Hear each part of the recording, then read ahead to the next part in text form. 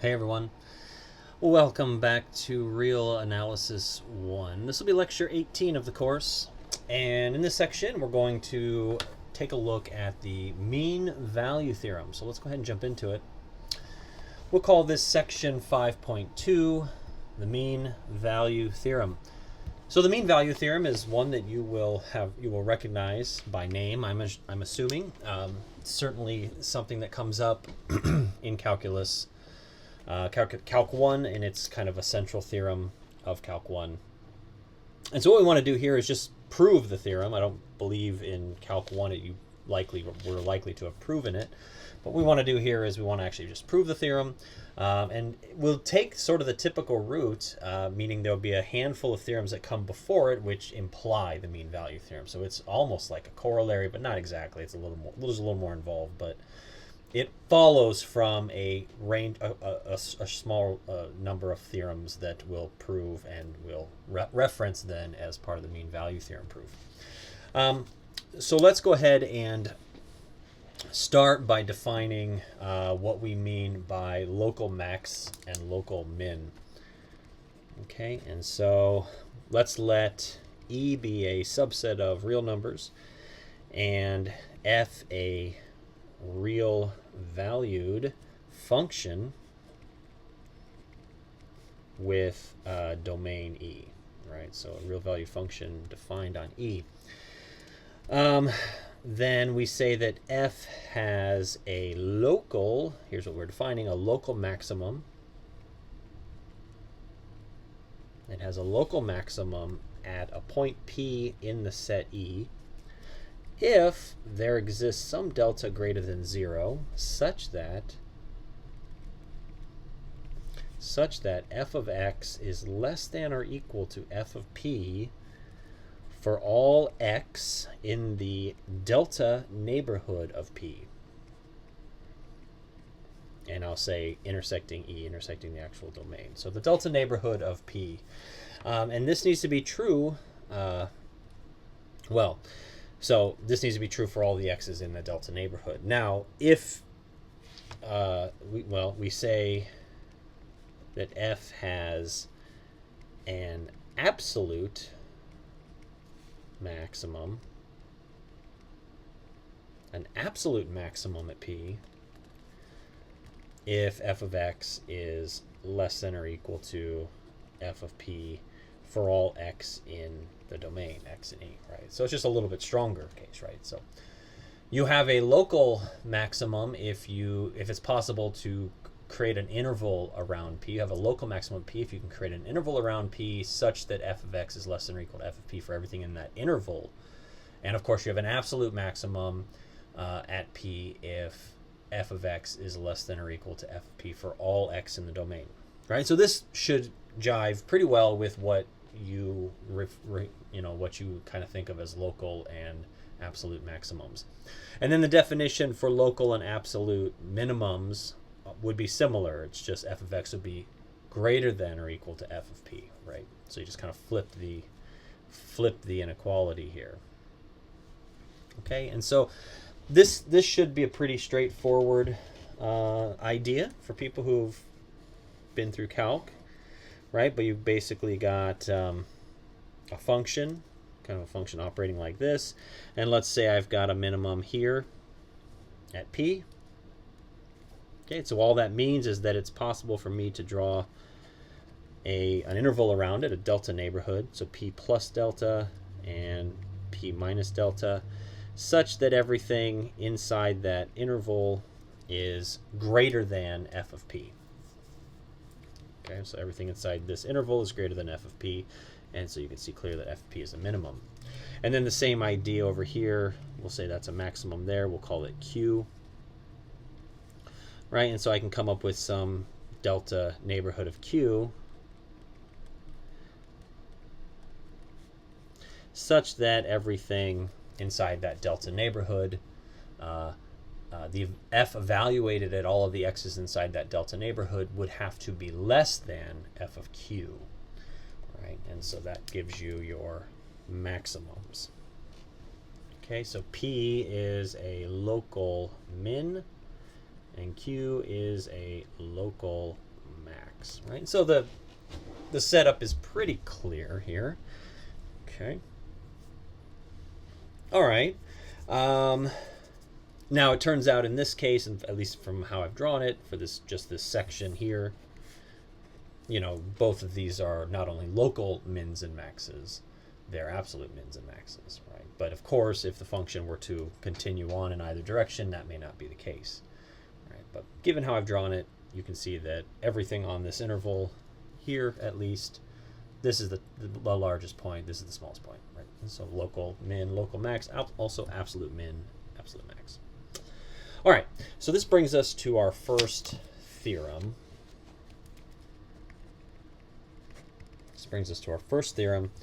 And it says let's let f be a real valued function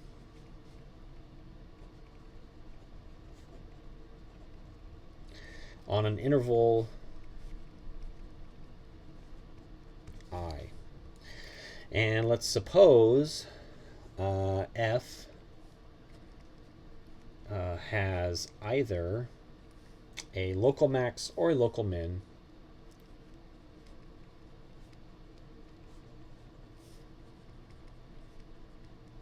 So f has either a local max or a local min at this point P in this interval.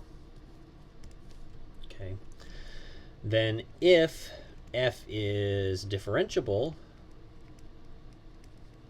at P, then f prime of P equals 0. Of course, this one is, for anybody who has been through calculus and knows what the derivative is, we know that local mins and local maxes produce horizontal tangent lines, meaning that the derivative of the function at those points is equal to 0, and that's exactly what this theorem is saying. Okay, and so this will be, very clear to people who have seen this kind of stuff before. So I have a function that kind of climbs up. I can see here I've got a local maximum. Now the tangent lines, what's going to happen is they're going to flatten out as I reach that local maximum, right? So tangent lines positive, positive, positive, flattening out. Then I get to the actual point, the max, and then it's at 0. And then of course as I start to move down the other side, the tangent lines become negative. Okay, so we've all seen this kind of thing before. So let's prove this. We'll need this theorem for our proof of the mean value theorem. So the proof is pretty straightforward. What we would say is that since f is differentiable at P, the implication when a function is differentiable is that the left-hand derivative is equal to the right-hand derivative at the point, right? If it's differentiable at that point, that means the left-hand derivative and the right-hand derivative must be equal. They must exist and be equal. And so if f has a local max at P,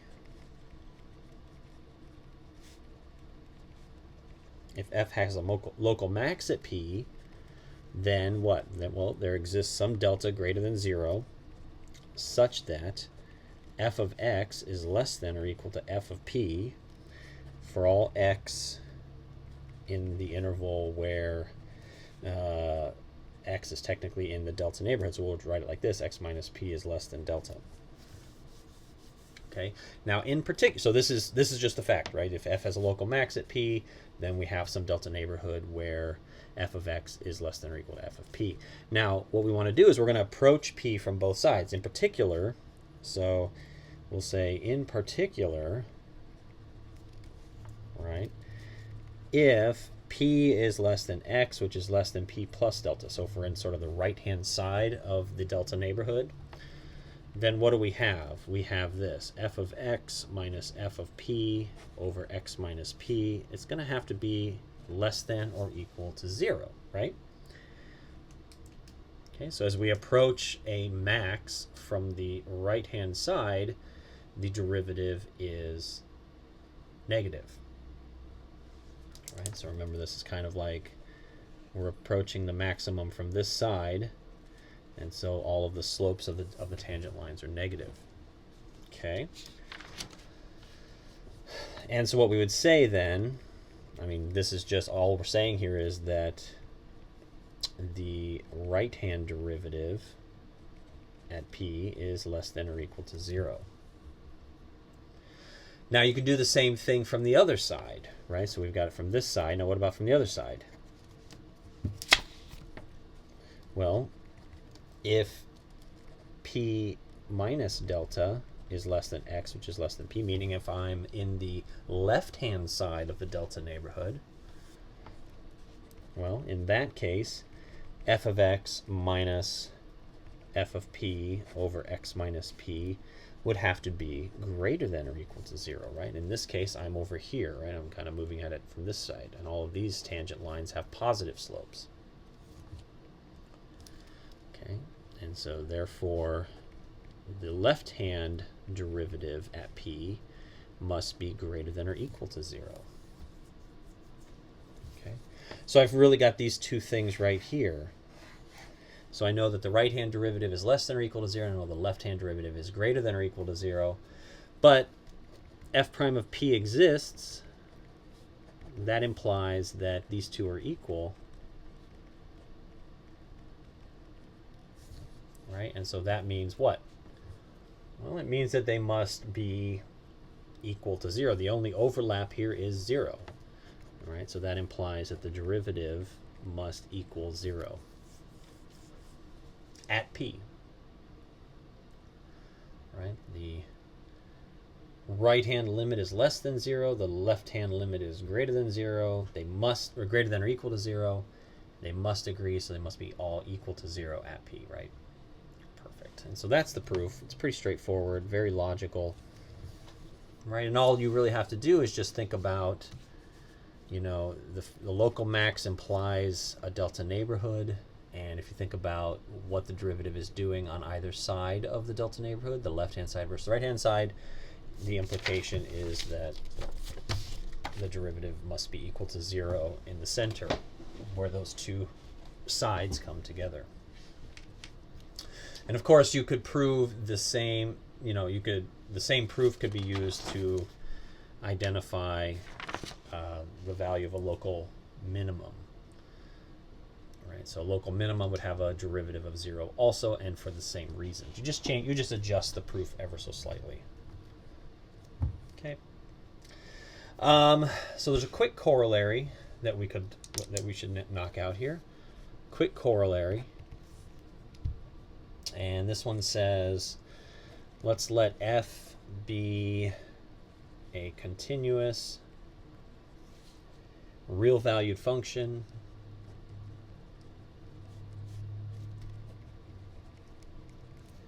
on an interval a to b. Now, if f has a local max or local min at a point p inside that interval, and for p being any interior point of AB of the interval. So if f has a local max or min for any interior point of the interval, then either the derivative of f does not exist,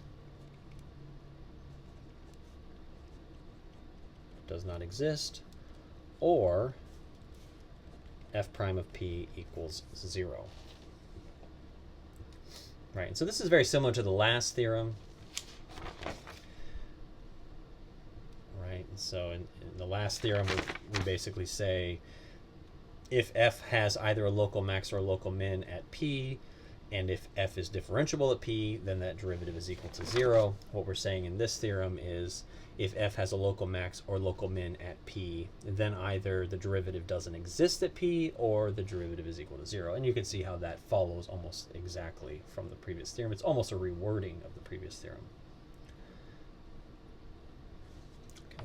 And so just to see kind of what these things look like, let's take a simple example. F of x equals x minus 1/2 squared.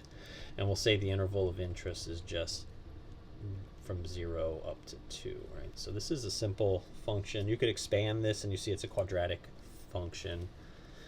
And it kind of looks like, so it intersects here at 1/4, and then it has a local minimum at 1/2, and then it kind of just takes off. It's a quadratic, right? So it looks like this.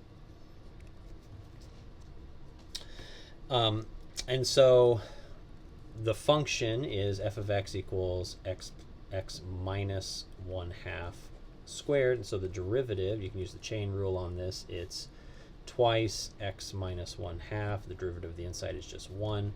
And so this is basically equal to 2x minus 1. Right, and so if that's the derivative, and we have just kind of look at the graph of this derivative, we see a local minimum here at 1/2, and the derivative better be equal to 0 there, and of course it is. So we can just plug that in, and so you get 1 minus 1 is 0, right? So these theorems that we've talked about so far are really just kind of restating things that we've seen, things that we intuitively understand already about derivatives from calculus, right? But just kind of proving them and making them more formal. Now the next theorem is one that you will have heard of from calculus for sure. It is the kind of famous Raleigh's theorem,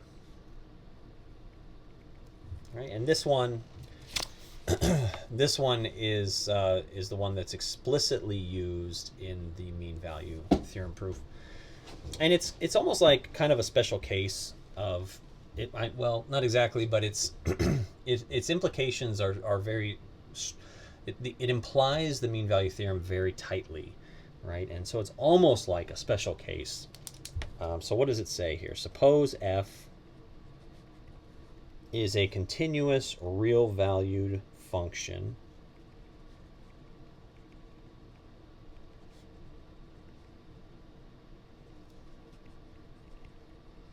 on an interval a to b, and we'll say with the endpoints of the interval evaluated at f equal, so f of a equals f of b. Okay, so f is a continuous real valued function on some interval a, b, and the endpoints of that interval are equal when we evaluate them. Okay. And suppose that f is differentiable on the interior points of the interval on a, b, then Raleigh's theorem says that there exists a c interior point such that the derivative at c is equal to 0. Okay, so this is kind of this is an example of a theorem that when you just draw an example of what this is talking about, it is very obvious, right? But when you're kind of first reading through it, you're like, okay. If you're constructing a picture in your head, it might be really clear. But all this is saying is, I've got a point A and a point B, some interval, and I've got a function defined on it such that at the endpoints, so this would be like a comma f of a, and this would be b comma f of b, right? The points. And the function can do whatever in between, right? But on the endpoints, it's they're equal, right? So let's just take the simplest case. Maybe it comes down and then it goes back up, right? But you could just as well say it comes down, goes up, goes down, comes up. You can do all kinds of stuff in there. All Raleigh's theorem says is that somewhere in between a and b, there's going to be a c where the derivative is 0. That's all it says. Now, if you have a bunch of up and downs between these endpoints, and there'll be lots of c's. If you just have one down, there'll only be one c. If instead the function went up, well, then you'd have a c here, right? You'd have a local max, right? So you've got local mins, local maxes. This implies local mins and local maxes, basically. And those, by the previous theorem, imply that the value of the derivative is equal to 0. So that's Raleigh's theorem. And that'll sound familiar to you probably. Let's take a look at, let's take a quick look at the proof. Oh, hold on. What happened? Drop my paper. All right, there we go. Let's prove this one. We'll prove Raleigh's theorem. So there's kind of two cases. The first case is obvious, you know, and that's for f a constant function. So if f is constant, then the derivative is 0 for all x in the interval. All right, so if f is constant, then, you know, the derivative is always 0. So that's true. So there's lots of c's in that case, infinitely many. And so let's assume instead that f is non-constant.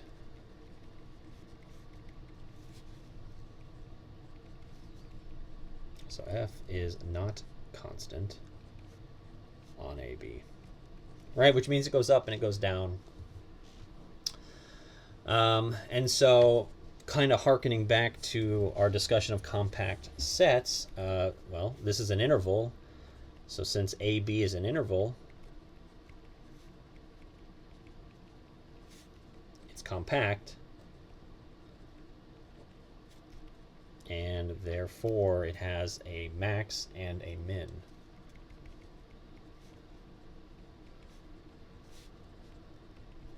Okay. It has a maximum and a minimum value, right? And so this kind of, I mean, I'm being kind of a little bit conversational with the proof here, but, you know, we do, you know, closed intervals like this are always compact sets, and we saw that previously that compact sets have a maximum and a minimum. Okay. Then we would say that since f of a equals f of b, there must exist some t in interior point of that interval. There must exist some t in AB such that f of t is the max, or f of t is the min. So why can't the endpoints be the max or the min? Well, we're assuming f is non-constant, so, and we know that the endpoints are equal, so the max and the minimum must come somewhere inside, right? So it's got to be an interior point. There's got to be some t in there where you've got a max or a min. And if some interior point is a max or a min, then f prime of t is equal to 0 by the previous theorem. Right, and so that's the proof. It's kind of conversational in this sense, in this case. You could make it more rigorous, but that's the idea, right? With the Raleigh's theorem, you have endpoints that are the same. It's a non-constant function, so somewhere inside between a and b there must be some t, which produces a maximum or a minimum. And by the previous theorem, that max and that min is going to have a derivative of 0, right? We're assuming that f is differentiable for all the interior points, right? So it's not that the derivative isn't undefined. The derivative is defined, and therefore it must be 0 by the previous theorem. So that is Raleigh's theorem.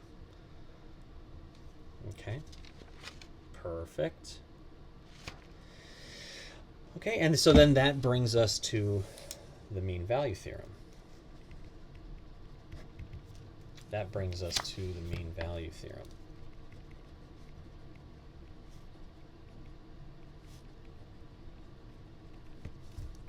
Okay, and what does the mean value theorem say? Well, it says that if f is a function from an interval AB to the real numbers and is continuous on the interval and is differentiable for all the interior points of the interval, then there's going to exist some c in the interval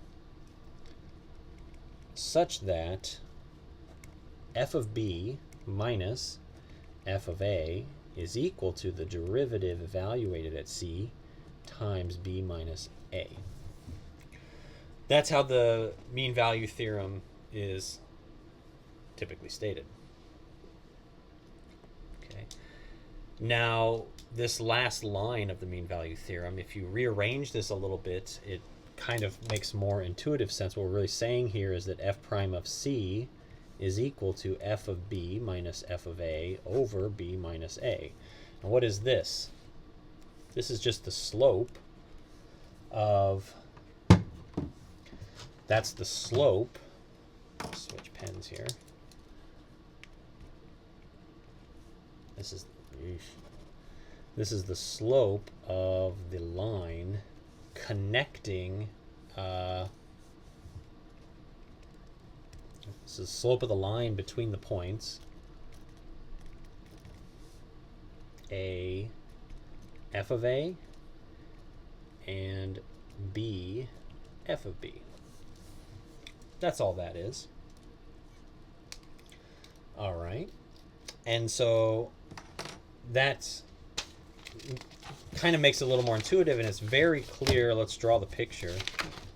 Let's draw a picture of what the mean value theorem is sort of about. Right, so I've got my space here, and let's say I've got A over here, and I've got, let's put B way over here. Okay, and so we'll say that f of A is here, and so I'll make this, well, I'll just leave it there. And then we'll say that B is somewhere else, maybe it's way up here.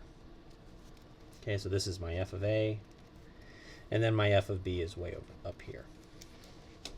Now, the function can do whatever in between here. Now, it's a continuous function, and it's differentiable, so there are some restrictions. It can't just be jagged, right? But if it's a smooth function through these 2 points, then, you could imagine maybe it looks like this, for example. It could do lots of other things, too. Just one example, right? And so the way to think about it is to say, well, I've got some line connecting, there's going to be some line with a specific slope cutting through these points.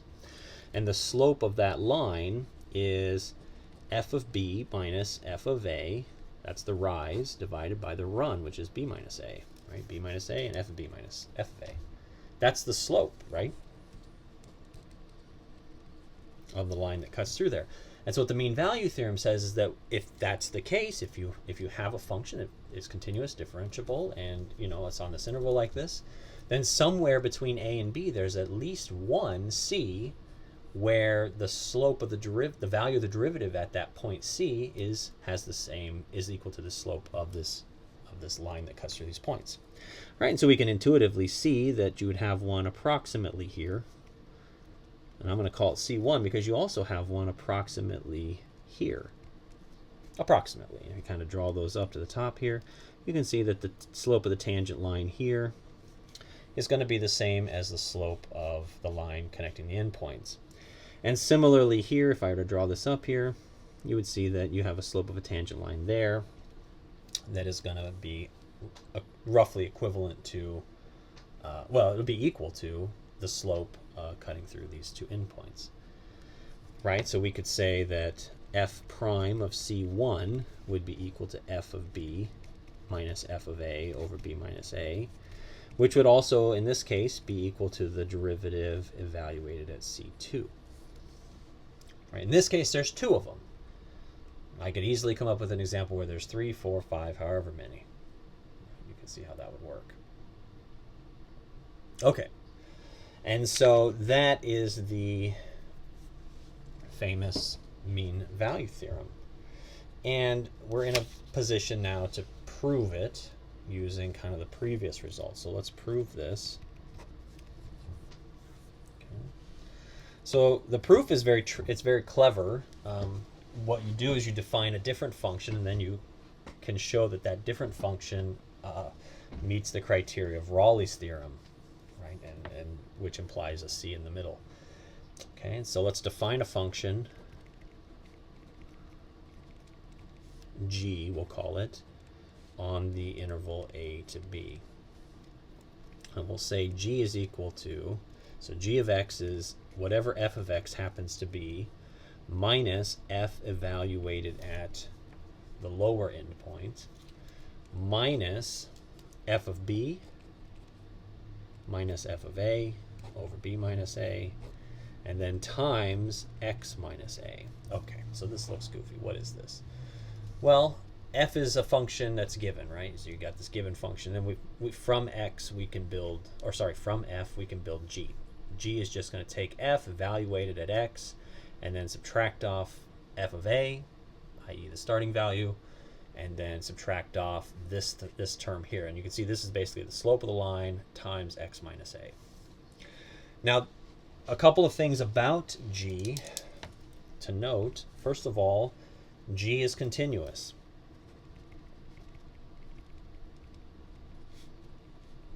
And that's obvious, right? Because f is continuous. And g is really just f with subtracting off some additional values, some additional constant values. So f is continuous, so g is continuous.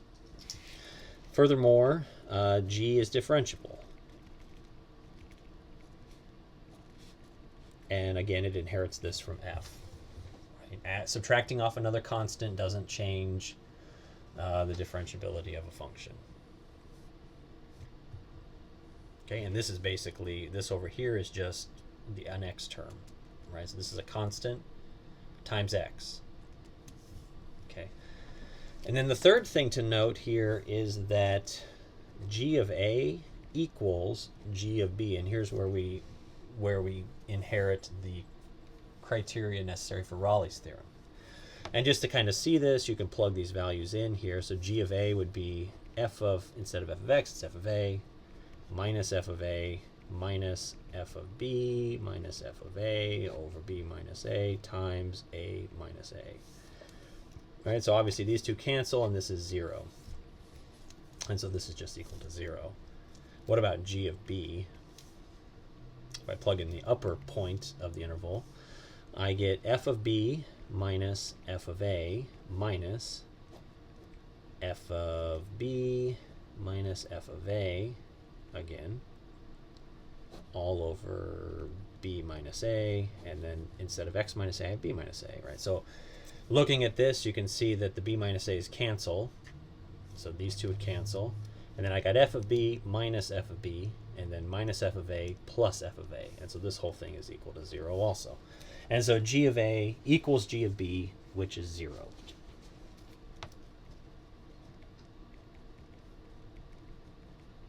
Okay, so I've got this criteria where the endpoints are the same. And so that we meet the standard for Raleigh's theorem. Okay, so I can say then by Raleigh's theorem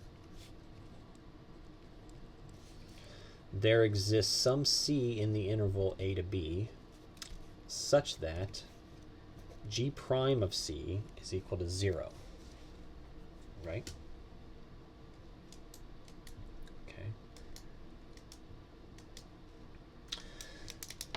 Okay, so hold that in thought, and note also that what's the derivative here? G prime of x is equal to basically f prime of x minus f of b minus f of a over b minus a. And this is going to be true for all x in AB. That's the derivative of g, right? And what happens when we let x equal c? Well, we get f, you can rearrange this a little bit, and you'll see that f prime of c is equal to g prime of c plus f of b minus f of a over b minus a. Now this is 0, so that means f prime of c is equal to f of b minus f of a over b minus a. Right, and that's really the mean value theorem. Right, I think technically it was written like this: f of b minus f of a equals f prime of c times b minus a. Right, but you can see that if you have a function that meets the criteria of the mean value theorem, then it is very simple to augment that function and turn it into another function that meets Raleigh's criteria, and then Raleigh's theorem implies the result. Perfect. So that is the mean value theorem. Now, the mean value theorem is used a lot. I think if you recall from Calc 1, it's used a lot in various places. It's used, you can use it to derive all kinds of examples, right? Like if you have certain examples, you can use it to derive those results. So the mean value theorem used in examples, calculating derivatives, identifying slopes, etc. It's also used in proofs. It's frequently used to prove things that are difficult to get to in other ways.